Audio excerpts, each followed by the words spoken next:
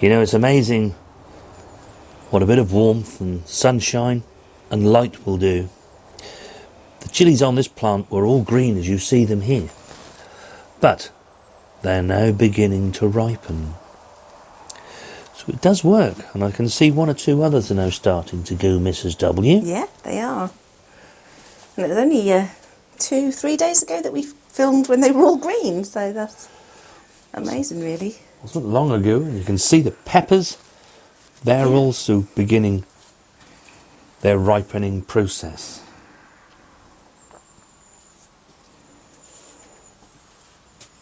So it was well worth leaving these plants in situ.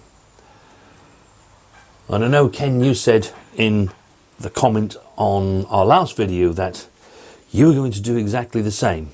You're expecting a bit of a warm spell.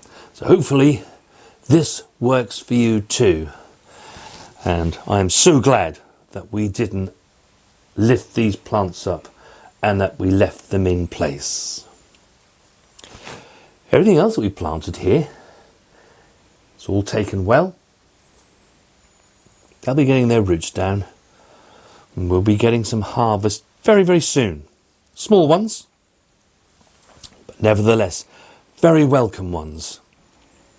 And then they'll overwinter, and then we'll have even more to harvest as we go into 2025. Greenhouse, we can draw a line under, Mrs. W. Yeah, you can now. But in today's video, it's all change in the polytunnel. And given what we've put into this greenhouse, what exactly we're going to do with the polytunnel?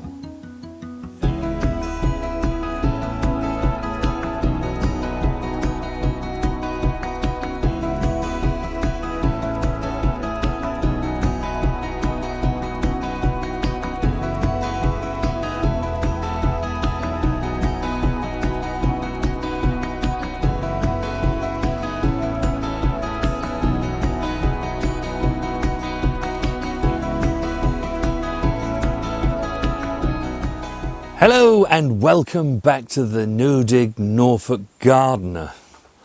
What a difference a couple of days make. The last time you saw this polytunnel, we had lots of tomatoes and aubergines. In fact, the only things that are left in here now, just like the greenhouse, are the bell peppers and the chili peppers. And the cucumbers. Oh yes, and the cucumber. And as you can see, it's produced quite a lot more cucumbers. We'll keep that going for as long as we can. Oh yes, that we will. There's definitely one there we need to harvest. Yeah. But everything is starting to change its colour, so our actions have done really well. This yellow bullhorn pepper is nearly there, Mrs. W. Yes, it is, yeah. You're waiting for that, aren't you? I am. It's the first time I've grown those, isn't it? Yeah. We have many more Cheyenne peppers that are coming ready. These bell peppers on here. Oh, the Alphos, aren't they? Yeah. They're massive, aren't they? Yeah, they are really quite large, aren't they? And more chilies. More chilies here. You can see they're starting to turn. Yeah. So, it was a great thing to do. And I sincerely hope that you guys that are going to do the same thing get similar results. Now, you saw us plant in the greenhouse in our last video some lettuce. That lettuce will give a small harvest between now and Christmas, but the main harvest will come as we go into the new year and as we get to February. So what do we do then? Well, back in September, Mrs. W sowed some lovely salad bowl. And they've gotten away really well. We've been harvesting leaves from those for the last 3 or 4 weeks now, haven't we? That we have. 4 weeks, definitely. And as things do cool down, they'll actually come out of here and they'll go down to our house. And we'll just pick the leaves that we want from time to time until we can then supplement them with the lettuce that we have in the greenhouse. But today I need to get some plantings done.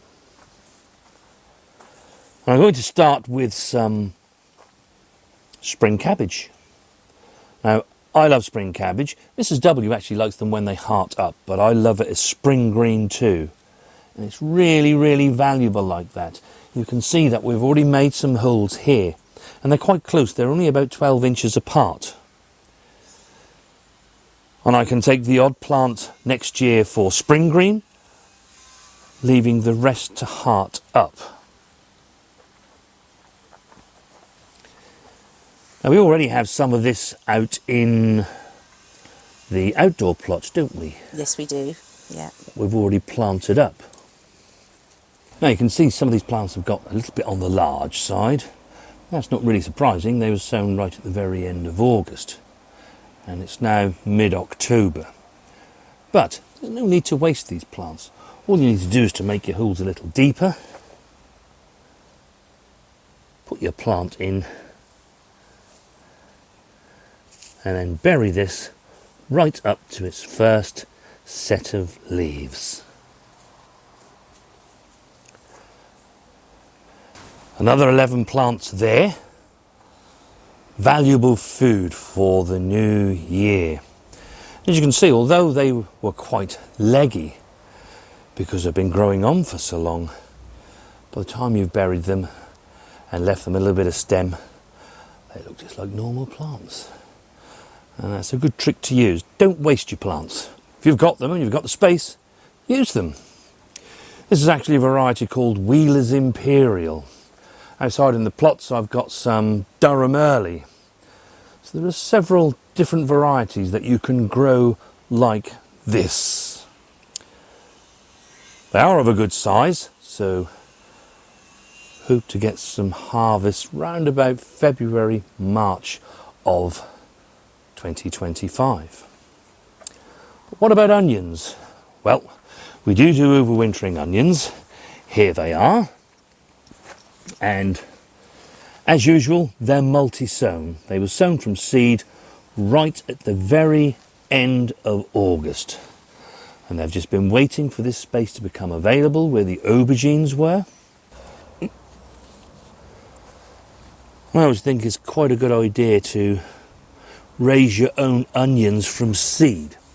Yes, you can use sets, and they would have needed planting a little bit earlier.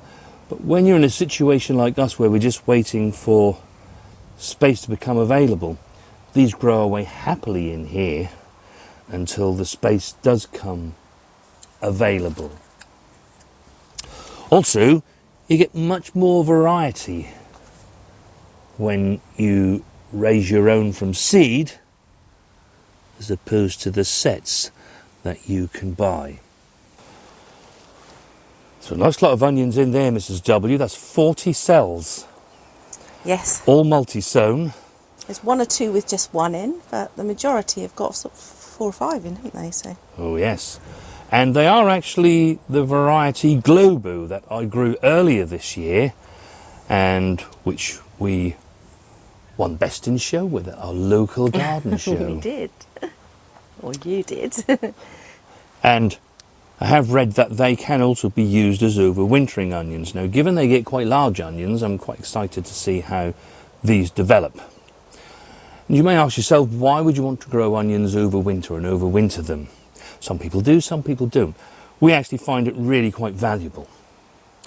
Bearing in mind, we grow in our own back garden. Space is at a premium. We grow as many onions in the outside plots as we can for the main crop onions.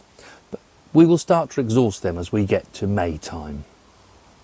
These onions should be ready for us to be able to harvest toward the end of May, June, July. Whatever variety you use, and overwintering onions are renowned for not storing very well, but you don't need them to store very long. You just need that window of a couple of months or so, just until your main crop onions are ready for you to use. An extremely valuable crop. If you've got lots of space and you can grow enough to see you through, happy days. We don't. My guess is that most of you are probably in the same boat as us. So by using a mix of main crop onions, overwintering onions, leeks salad onions, chives.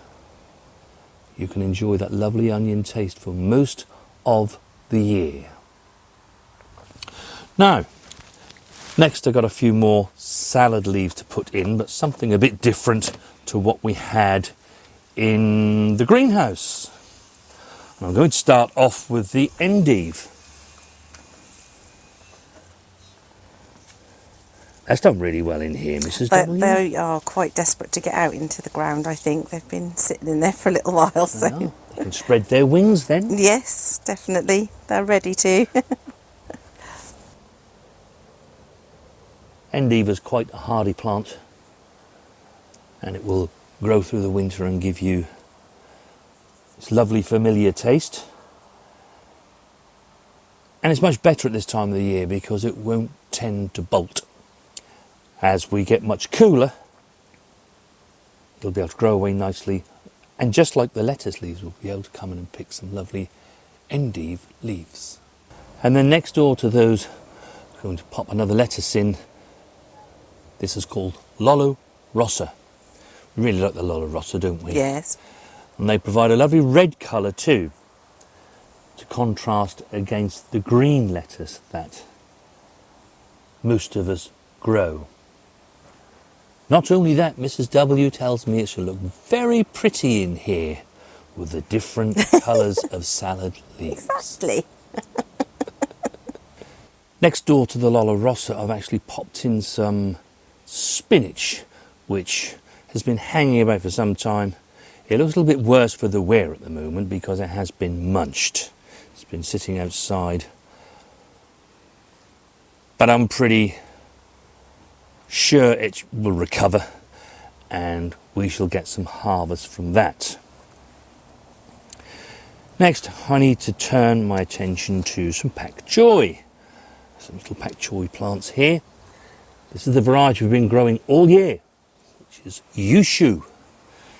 And I know a lot of you have asked me where I got the seed from, and I've answered you and told you that, so hopefully you've been able to get a hold of them.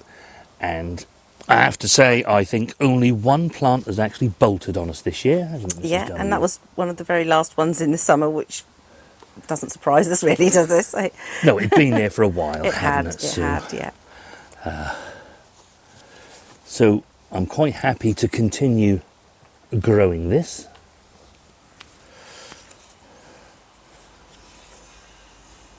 And as we do like our stir fries here, it's a great vegetable to grow. Next door to the pak choi, got some more spring onion. Again, multi-sow, just like the ones you saw in the greenhouse.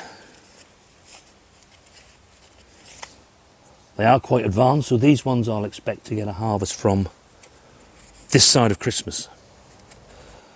And then that just leaves me to plant some radish, some Tokyo cross turnips, and some beetroot, which are actually going to go underneath the potting bench. They're not going to get that tall, and all bar the beetroot, both the radish and the Tokyo cross should harvest really quite quickly. And one thing I do just want to say, I'm not saying to you, do what I'm doing with the beetroot. This is somewhat of an experiment for us. I haven't ever tried this before, but the idea is that we get these plants in now, they overwinter, and we get a slightly earlier harvest of beetroot in 2025. Normally we sow our beetroot in February and we get a June harvest, hoping that we might just get one sort of May time so they can once again enjoy that lovely beetroot taste. And of course, now that everything has been planted, it's going to need a good drink of water to help them settle into their new homes.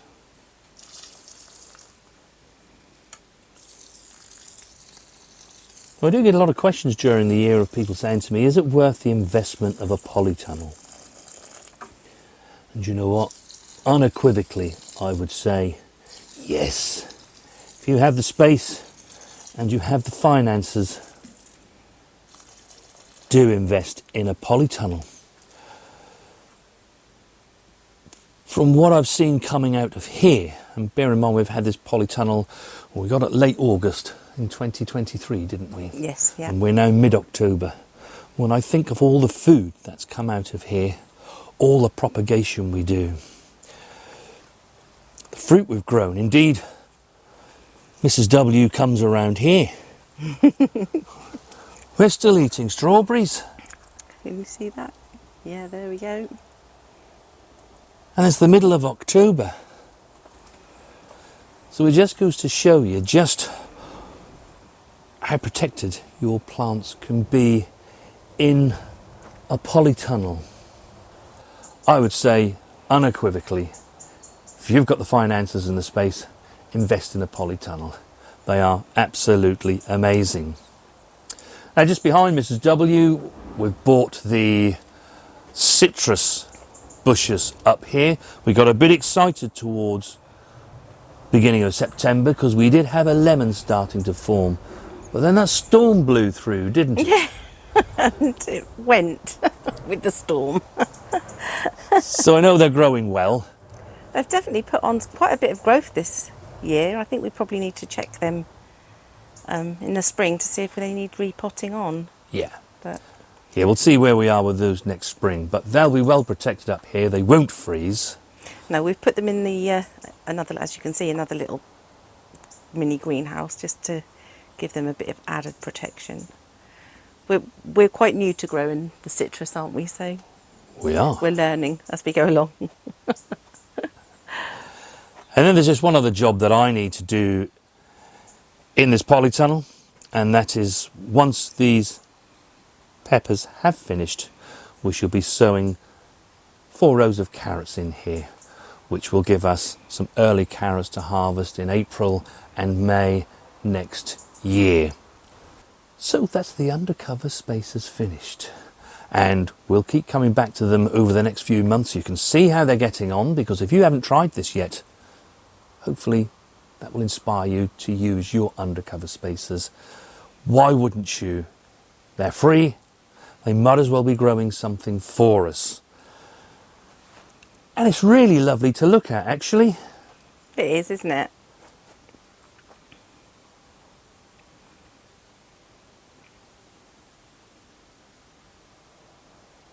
So yeah, do use those undercover spaces. You can grow so much food, and food that will feed you, and food that you haven't got to pay for. All you need to do is to ensure that you sow the things at the right times.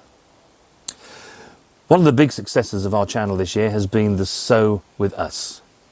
They may slightly change title for next year, but they are essentially going to be Sow With Us.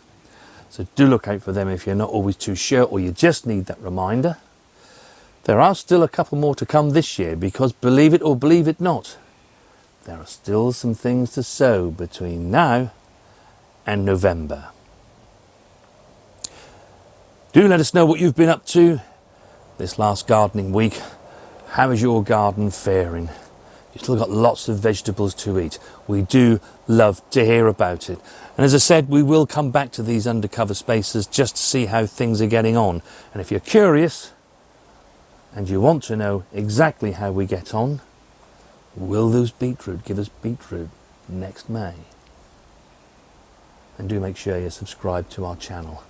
And all, as they say, shall be revealed. Have a great gardening week, won't you all? And myself and Mrs. W, we shall see you very, very soon.